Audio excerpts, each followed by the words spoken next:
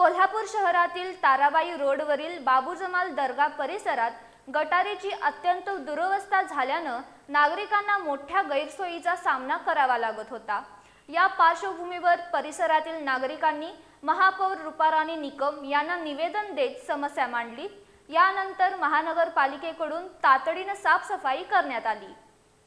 कोल्हापूरच्या ताराबाई रोडवरील बाबू जमाल दर्गा परिसरात गटारीची अक्षरशः दुरवस्था झाल्यानं सांडपाणी ओसंडून वाहत होतं। यामुळे परिसरातील नागरिक तसंच श्री अंबाबाई महालक्ष्मी मंदिराला येणाऱ्या भाविकांना मोठ्या गैरसोयीचा सामना करावा लागत होता। या ठिकाणी महानगरपालिकेचे स्वच्छतागृहही असल्यानं परिस्थिती अधिक गंभीर बनली होती। नागरिकांनी याबाबत वारंवार तक्रारी केल्या होत्या, मात्र त्याकडे दुर्लक्ष होत असल्याचा आरोप स्थानिकांनी केला। दरम्यान महापौरांच्या जनता दरबारमध्ये ही समस्या मांडत नागरिकांच्या वतीनं शाहरुख गडवाले यांच्या पुढाकारानं महापौर रूपाराणी निकम यांना निवेदन देण्यात आलं। या निवेदनामध्ये परिसरातील नागरिकांची गैरसोय तसंच श्री महालक्ष्मी मंदिरात येणाऱ्या भाविकांना होणाऱ्या अडचणींचा उल्लेख करण्यात आला।